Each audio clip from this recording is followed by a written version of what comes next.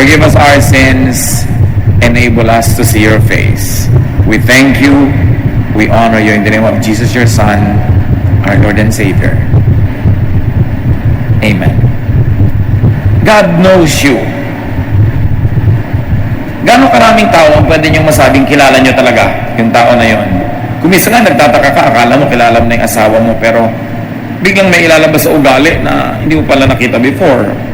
Akala natin, kilala natin ating anak, hanggang magulat na lang tayo na may ibang buhay pala siya na hindi naman lang natin alam. God knows you. What does it mean? Psalm 139:1. You have looked deep into my heart, Lord, and you know all about me. Kita-kita natin kung paano nakikilala ang isang tao. You look deep into the person's heart. You share time together, you share space, you share thoughts, you converse, and then you watch for meanings of what the person does. And then pwede mo sabing, kilala ko siya. To the point na pwede ko nang halos mahulaan kung anong gagawin niya pag ganito ang nangyari. Ano magiging reaction niya sa ganitong pangyayari. Anong isusuot niya sa ganung okasyon. Anong gugustuhin niyang kainin sa ganitong pagkakataon. Ang Panginoon, sinasabi sa atin ng psalmist nang sumulat ng awit na ito, kinikilala niya tayo at alam niya ang lahat tungkol sa atin. God cares enough to know all about you. It takes a lot of interest to try to know a person. Kung minsan kahit asawa mo, mahal mo sa buhay, hindi mo na pinapatapos yung sentence dahil wala kang tiyagang makinig. Tinatapos natin yung sentence niya for him or for her, o ayaw na natin sa pagsalitain. Huwag ka na kumibo, ako na lang sasalita kasi nainip tayo, sayang yung oras natin. Pero ang talaga nagmamahal, nagbibigay ng panahon para unawain, kilalanin yung kanya minamahal. And the mere fact that God looks deep into our heart tells us that God cares for us. Is there anyone you really care enough about that you would bother to really know Him completely or as completely as possible? Na magtsatsaga kang makinig sa Kanya kahit ang haba-haba, kahit akala mo alam mo na pagtsatsagaan mo pa rin. Because knowing means understanding. It means empathizing, caring about, protecting, and therefore being committed to the well-being of a person. Maraming beses kaya hindi tayo nagko-commit na makilala ang isang tao, baka malaman pa natin yung problema niya, baka masangkot pa tayo, baka madamay pa tayo sa mga problema niya sa buhay, kaya ayaw na lang natin marinig. Pagka tinanong mo isang tao, kumusta ka? At talagang ikukwento niya sa'yo 2 oras lahat ang sakit niya, willing ka ba makinig? O dekorasyon lang yung kumusta ka? Pag may nasalubong ka, kumusta? May alungkot-lungkot ko, alika, sasabihin ko sa'yo, are you willing? But God cares.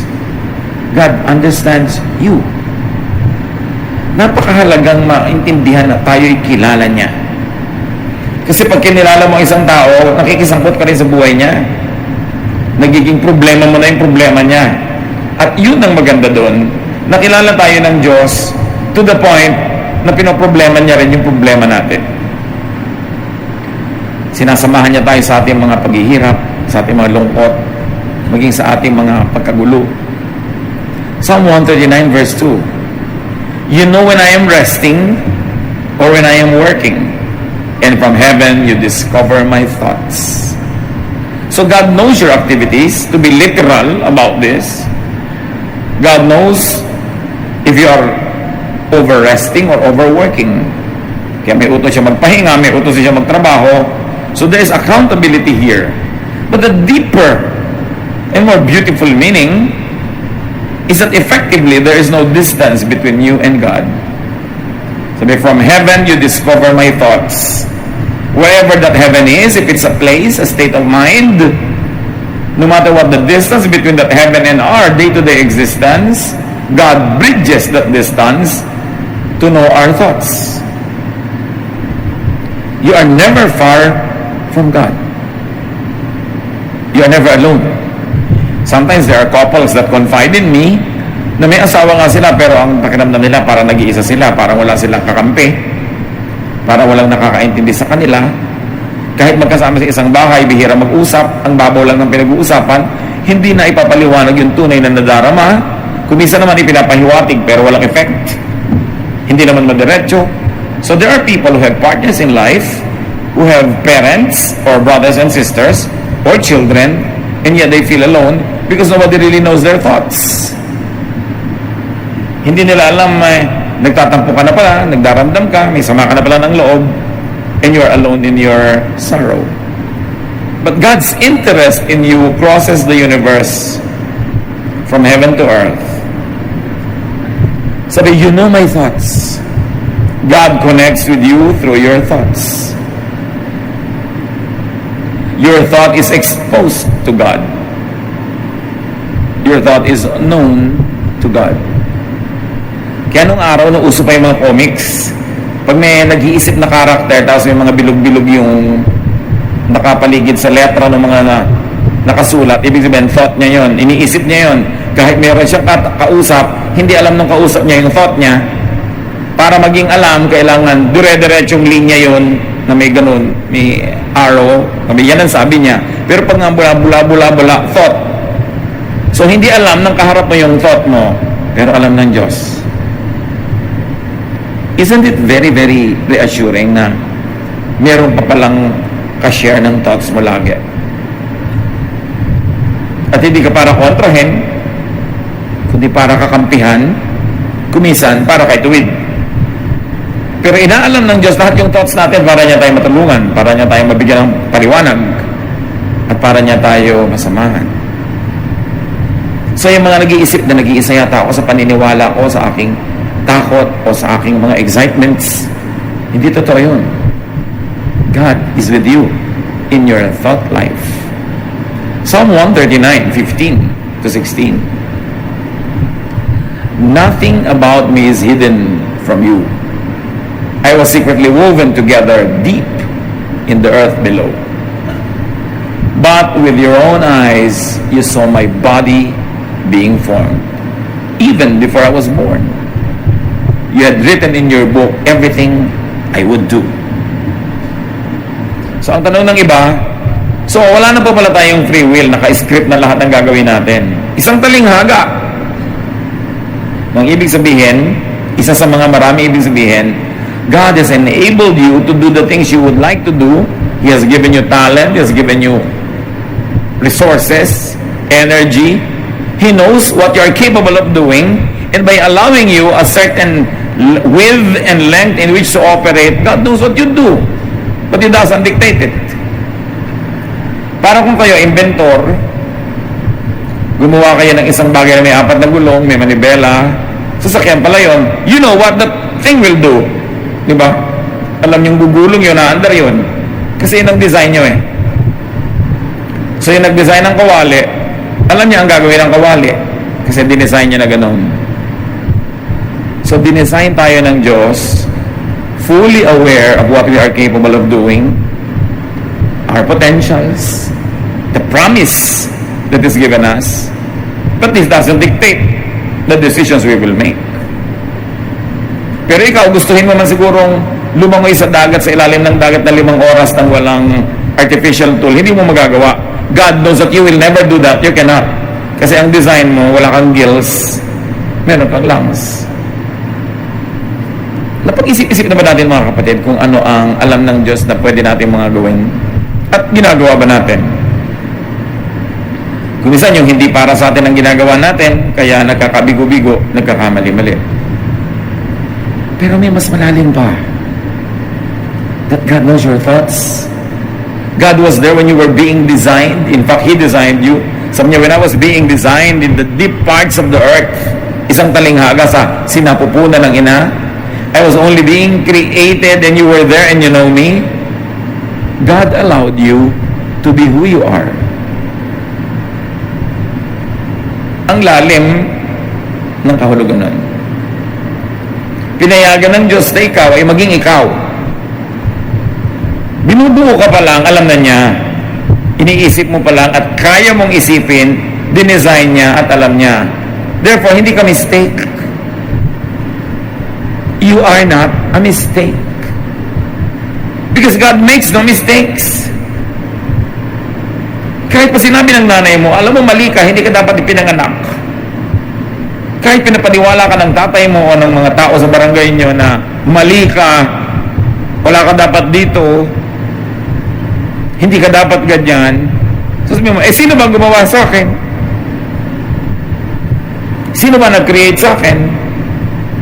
Kaya nga hindi ba sabi, huwag daw tayo makialam sa Diyos, pag daw ba ikaw ay palayok, ginagawa ka nung magpapalayok, sinasabi mo, bakit wala akong tangkay? Lagyan mo akong tangkay dito. Ba't ganyan ang korte ko? Hindi ka nakikialam, siya ang gumagawa. Therefore, pag nabuo ka na, sisisihin ka ba nung gumawa ng palayok, ba't ganyan ang korte mo? Siya ang gumawa sa'yo. Kuminsan, we over-moralize many issues in life, and we make people feel miserable, and we make them feel like they are a mistake. That they are some freak accident in the universe na naging ganun sila. Ba't ganyan ang talent mo? Kinirito ko ng Diyos na ganito. Bakit hindi ka magaling sa math? Ibang galing ang binigay sa akin ng Diyos. Ba't ganyan ang height mo? Itong binigay sa akin ng Diyos Ba't ganyan ang kulay ng buhok mo? Bakit ganyan ang korte ng ilong mo? Sino ba gumawa sa akin? Yung gumawa sa akin, ginagawa pa lang ako, alam na niya, siya nga nagde-design, at alam niya ang mga kaya kong gawin sa buhay. Hindi niya ako diniktahan ng mga detalye what to do, but with the kind of talent, capacity, and natural assets that He has given me, including the natural limits, then God knows the direction I'll take in life, and He will be there every step of the way because He is even with me in my thoughts. The judgment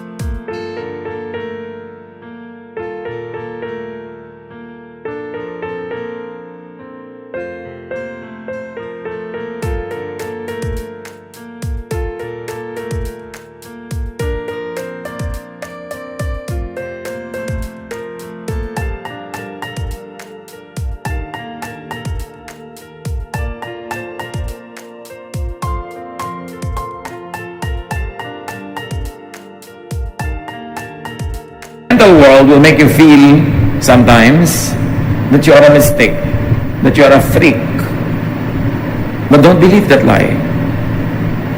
God allowed you to be who you are, and because God is all-powerful, He can reject what He doesn't like, and because He created you, God allowed you and accepted you for who and what you are. Kahit ano pa sinasabi ng mga iba, expectation nila sa iyo, hindi mo na ibibigay kasi ang expectation nila hindi siguro nakabagay sa katotohanan tungkol sa iyong pagkatao, kung paano ka nilikha ng Diyos. Psalm 139 verse 3. You notice everything I do and everywhere I go. So God notices you to help you. Hindi siya parang isang striktong pulis na inaantay na magkamali ka para ka mabaril o maikulong o hulihin. God notices you to protect you. Hindi para hulihin ka sa akto ng pagkakamali at ipahiya ka, kundi para sagipin ka sa mga bunga ng iyong mga magiging mga pagkakamali. Kuminsan, ang laki-laki ng misrepresentation ng religion sa Diyos. Laging pagkagalit ang Diyos. Ayaw yan ng Diyos. Pati pala ang may ayaw lang yung mga religious leaders. Kasi pinaproject ng mga religious leaders and religious groups yung personality nila sa Diyos. Kaya pagka mayroong conservative religious leader, dapat conservative din ang music sa church kasi conservative ang Diyos. Pag may mahigpit at vengeful na leader, laging pinaghihigantihan na nagkakamali, ang ipinapresent niya is a God who is always vengeful. Pag nagmamature na tayo mga kapatid sa pananampalataya, sinasala mo dapat ang nadidinig mo, ng mga interpretation ng mga leaders, preachers, tungkol sa Diyos. Kasi sa mga magulang nga, ginagawa yan eh. Pagka tinatamad magdisiplina ng anak, oy, magagalit ang daddy mo. Pero actually, siya ang may ayaw, sinasangkalan yung daddy. Maraming ang ganyang nanay, pag makulit yung bata, ayan na si pastor, magagalit siya sa'yo. Huwag mo kayo sangkalan ha. Marami ding religions, sinasangkalan ng Diyos para pairalin yung mga values nila na hindi naman galing sa Diyos, pero pinipilipit nila para magmukhang galing sa Diyos para magkaroon ng authority. Ang bait-bait ng Diyos. More than you imagine. And more than religion portrays. Ang mga tao kasi siyempre sa gobyerno, sa simbahan, they are obsessed with order. Kailangan maayos, kailangan tahimik para hindi mahirapan yung mga nagpapalakad. Kaya pinagbumukha nila ngayon ng Diyos sa super higpit para lahat nakatali, nakagapos, tahimik ang mundo. Pero ang tao, gapos. Nakakulong. Kawawa.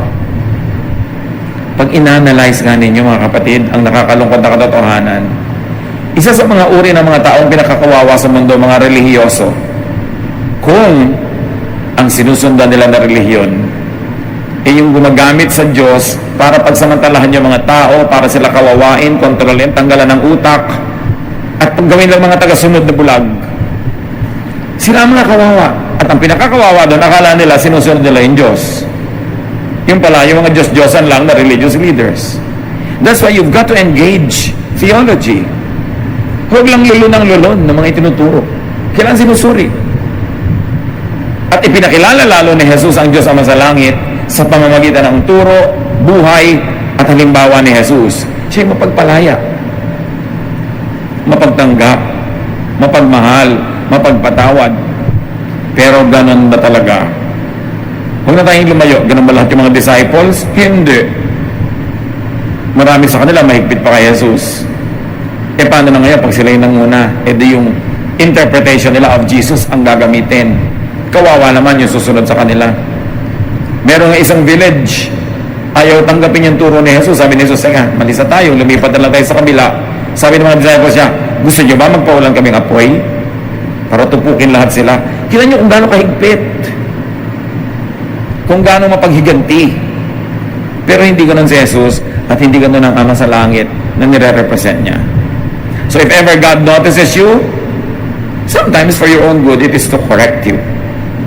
But not to take revenge. May nagtanong nga sa akin sa Facebook, ano po ba yung tama at maling palo sa bata? Sabi ko, yung palo, na galit ka, sa init ng galit mo, pinagbubugbog mo yung bata, mali yun. Bakit mali? Kasi naghihiganti ka. Hindi mo siya dinidisiplina. You are getting even because you got irritated, you got mad, you have to get even, and you've got to hit back, and of course you can hit better because you're older. Kailan po ang tamang palo? Pag hindi ka nagalit, may ginawang mali ang bata, pahupahin mo yung galit mo, at tuloy ayaw mo na siyang paluin dahil una, hindi ka nagalit, at second, naaawa ka na rin, pero papaluin mo pa rin, sabi mo, alam mo, kailangan paluin kita para matandaan mo to. Diba, pinag-usapan natin, pag ginawa mo yan, papaluin kita. Dapat may usapan na kayo para alam niyang may na-break siyang rule. And then, calm ka, papaluin mo siya, hindi sa ulo, hindi mo sasampalin, sa puwet. Kung yun ang usapan, kasi anatomy, yung safest na paluin mo, maraming muscle, walang maraming nerve endings except the ending of the spinal column, which is very, very sensitive. Tamang palo. Pero yung sa oras ng galit mo, mali. Revenge yun. So God corrects you. God does not take revenge. He wants you to be corrected. Ano ngayon kung kilala tayo ng Diyos? Ano naman ang saysay nun? Because God knows you, feel secure, and enjoy the feeling. Di ka man kilala kahit ng sarili mong magulang, ng sarili mong kapatid, minsan ng asawa mo, kilala ka naman ng Diyos. Siyempre, masarap na kilala ka rin ng iba. Pero ano naman, kung hindi ka nila kilala, anong magagawa mo? Lalo't ayaw ka nilang kilalanin, isipin mo kilala ka ng Diyos. After all, it is God who matters. Diyos ang lumikha sa atin, sa Kanya tayo uuwi. Siya ang nagpapala sa atin. And because God knows you, work and rest well. The verses told us, God knows when you work and when you rest. So dapat huwag kang masyadong katrabaho na nasisira na yung katawan mo, ayaw yun ng Diyos. At alam niyang ginagawa mo yun, kaya ka mapapalo. Pero huwag din naman sobrang pahinga. Kasi inutos niya magtrabaho tayo. So that we deserve what we eat. We deserve what we get from the planet. What else does it mean that God knows you? Because God knows you, in your thought, dwell in the Lord. Kasi alam ng Diyos sa ating isip, ang ating iniisip, nananahan siya sa ating isipan, ikaw din, hayaan mo na manahan ka sa Diyos through your thought. Make your thoughts acceptable to God, pleasing to God, and make God enjoy dwelling in your thoughts. Pag may kinukwento sa atin ng isang tao na ayaw natin yung topic, di ba? Yun ang thought niya, hindi ka enjoy, gusto mo nang iwan. Pero kung ang ikinukwento niya, gusto mong topic, you dwell in the person's thought because you are edified or because you enjoy it. Make God enjoy your thoughts. You minister to God that way. Because God is emotion.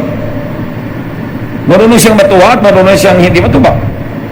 Bakit hindi mo siya bigyan ng kasiyahan? Total, Diyos naman siya. At pag nasisiyahan siya, nagbo-blow out pa. So yung thought natin, pag may iniisip ko, teka, ano ba itong iniisip ko? Natutuwa ba Diyos dito? Ay, wag. Hindi ito nakakatuwa sa Kanya. Ayaw niya ng mga thoughts na to.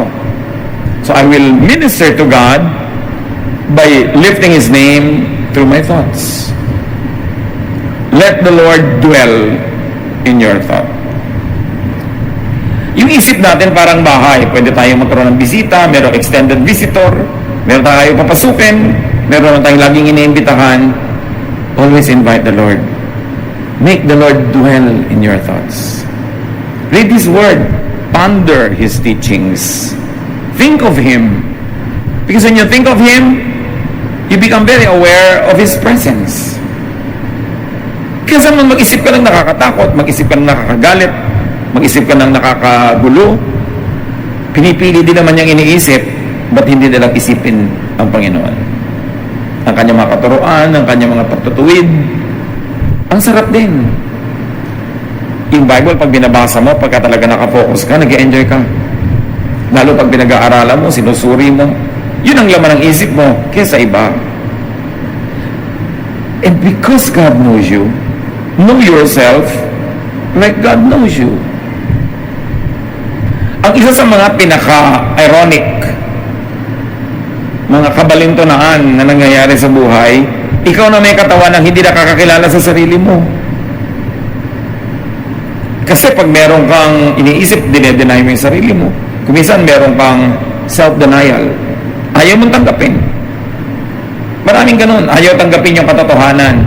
Nabubuhay sila doon sa illusion, sa imagination, sa desire nila, hindi doon sa kung ano sila. Know yourself. If God bothers to know you, well, you should know yourself. When you know yourself, you get to know your breadth, your width, your length. You will know how to live life. You will know what to do well, and you will know what you better not do because you are not gifted in that area. Know yourself. It's your duty to yourself and to God. And because God knows you, accept yourself as God accepted and accepts you. Anong ibig sabihin? Natatanggapin mo yung sarili mo. Don't pretend like you're somebody else. Huwag kang mangopya ng iba, ng buhay nila, style nila. Ikaw ay ikaw. Habang nangongopya ka ng iba, hindi ka magiging fully developed as you are. Maiinggit ka sa iba. Ibig sabihin, hindi mo kilala ang sarili mo, hindi mo tinatanggap ang sarili mo, tinatanggap mong wala kang kwenta, mas may kwenta siya, inferior ka, superior siya, therefore naiinggit ka. So madaling malaman kung tinatanggap niya ang sarili niyo, kung maiinggitin ba kayo sa kapwa. Lagi niyo ba i-compare ang sarili niyo sa iba? To feel good. Accept yourself. Lalo yung mga physical attributes na mahirap naman palitan, accept yourself. Accept, for instance, that you're growing old. Bakit hindi matanggap ng mga taong tumatanda sila? Lalo't may pera, may technology, kung ano-anong ginagawa sa mukha. May nakita na ba kayo na nagpa-repair ng mukha na maganda ang bunga? Parang, minsan kilala mo siya dati, tapos kinausap mo, pagtalikod, sabi mo sa kasama mo, parang may mali sa kanya. Hindi mo matukoy, pero parang may mali.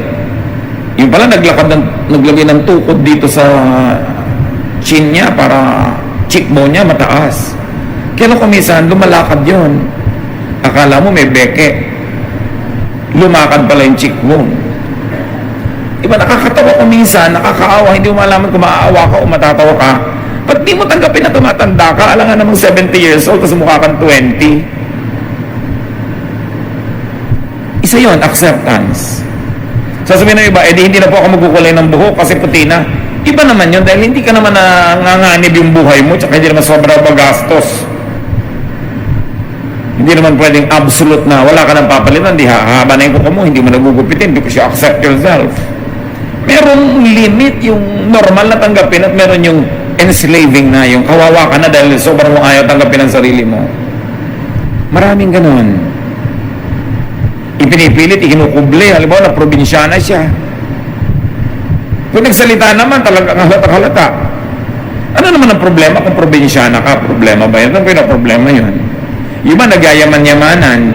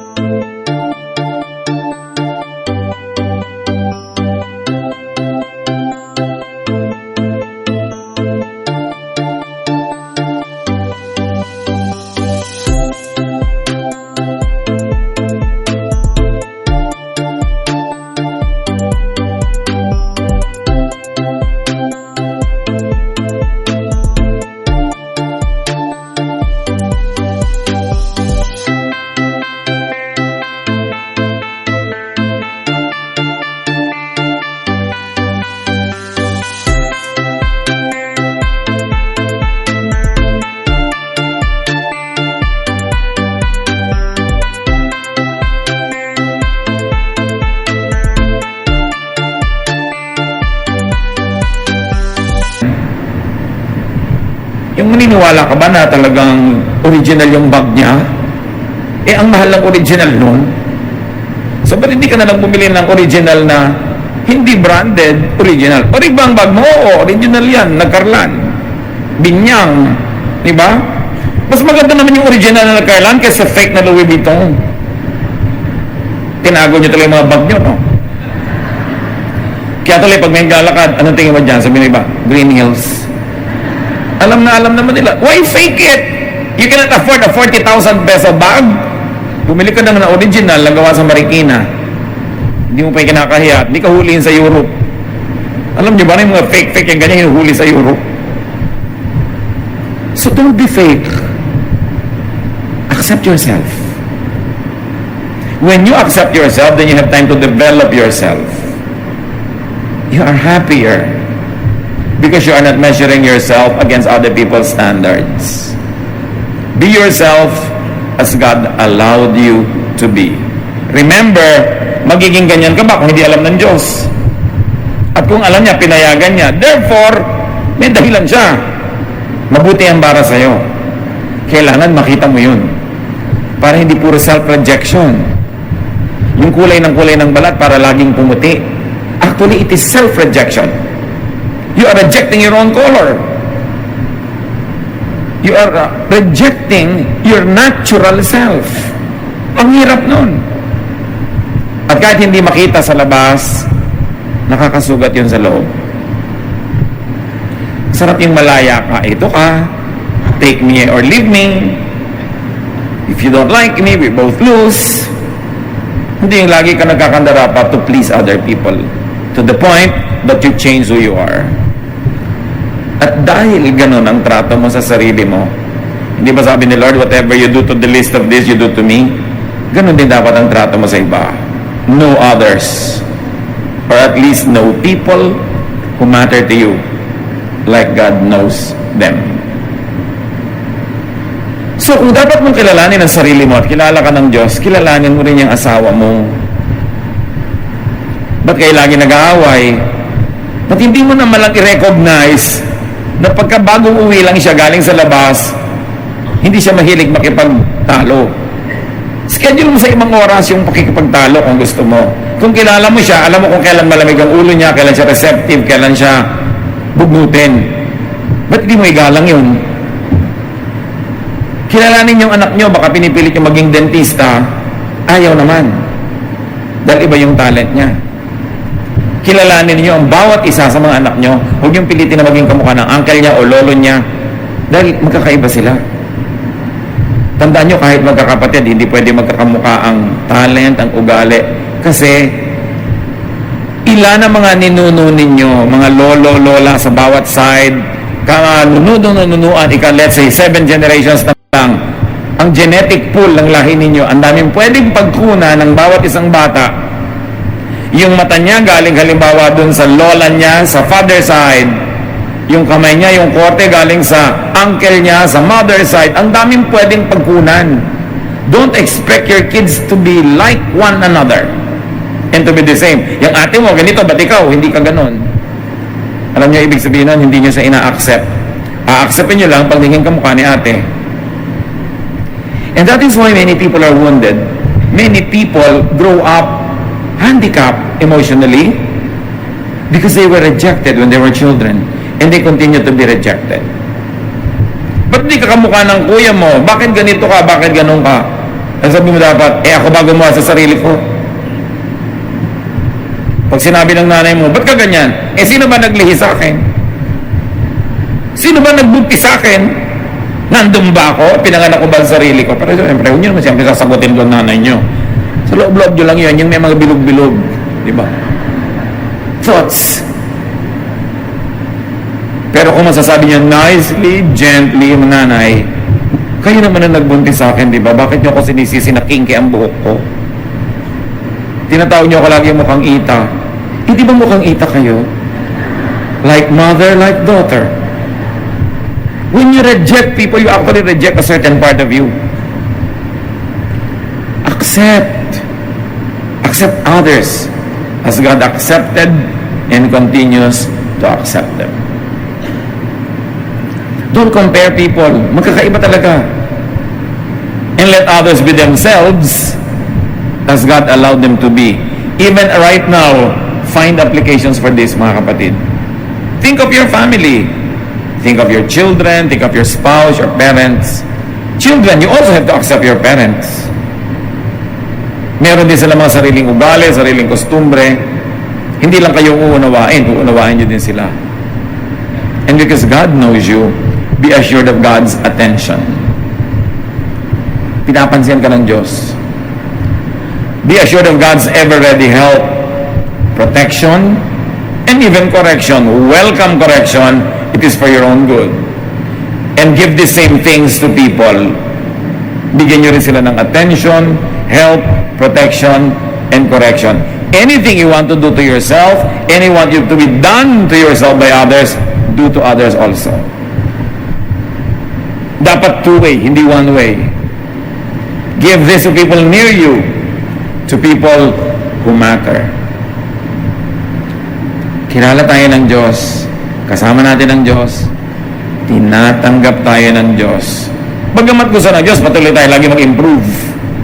We change from glory to glory, but you are basically you. Huwag mo nang asahan sa kapwa mo na mapapalitan siya structurally. Ganoon na siya, wonderfully made. Your mission is to find what is wonderful about it. Because we are all wonderfully made. Kung hindi nyo nakikita na wonderful yung nanay nyo, yung asawa nyo, yung kapatid nyo, work at it, know the person. To the point na sabi mong, oo nga, wonderful siya.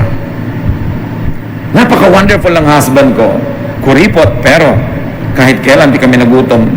Kasi marunong siyang mag-ayos. Yung wonderful. Find that. Kasi ang nakikita nyo, reklamo. Ang nakikita nyo, kapintasan. you will be unhappy. And yet, you cannot change your situation dahil husband nyo naman yan. So if you cannot change your situation, change the way you think. If you are not happy with what you see, change your focus until you see something you'll be happy about and stay there. It's your choice if you're going to be miserable or not. Matthew 10:29 to 31. Aren't 2 sparrows sold for only a penny? But your Father knows when any one of them falls to the ground. Even the hairs on your head are counted. So don't be afraid. You are worth much more than many sparrows. Yung mga sparrows, yan ang pinakamurang ibon sa Israel noon. Halos walang halaga. Pero sabi ni Jesus, alam nyo ba na kahit mumurahin yung mga ibon na yan, walang nag-aalaga sa kanila, hindi pwedeng yung isa mamatay, malaglag mula sa paglipad niya na hindi alam ng Diyos sa langit. Alam niya yon. And then the Lord says, even the hairs on your head are counted. Hindi niya sabing hair. May mga noun kasi na inherently plural sila dahil mahirap bilangin. Kalima water, walang ng waters, di ba? People, marami na agad yon. Pag sinabi mong peoples, iba-ibang lahi na yon. Pero pag sinabi ni Jesus, your hairs, bakit hairs? Kasi bilang. Pag hindi mo kayang bilangin, sabi mo, hair. Maganda ba hair ko? Kasi hindi kayang bilangin nung nakatingin. Pero pag sabi mo, maganda ba hairs ko? Hindi ako si Jesus. Si Jesus ang nakakabilang niya. At ang Ama sa langit. Pero bilang. Gaano karaming buhok nyo ang nalaglag sa unan nyo ngayong kagabi? Sumama sa shower? Nalagay sa sopas? Hindi nyo alam. Alam ng Diyos. Ganun siya ka-close. Alam niya yung latest count. And syempre, figure of speech lang yan. May ibang sinasabi, kilalang kilala ka ng Diyos. Alam na alam niya ang takot mo, nadarama mo, pangarap mo sa buhay. Isip mo, at lagi kang mamalagi sa paligid ng kanyang sariling isip para makinabang ka ng gusto at mabigyan mo siya ng luwalhati. Kilalanin ang sarili, tanggapin ang sarili, improvein ang sarili. Kilalanin ang kapwa, tanggapin ang kapwa, and help them improve also. Focus on God's intention with people. And the intentions are usually given away, revealed by their talents that God gave them, by what they can do well. Let people succeed. Give them work where they are good at. Let them be happy. And you also will be happy. Dear God, we thank you.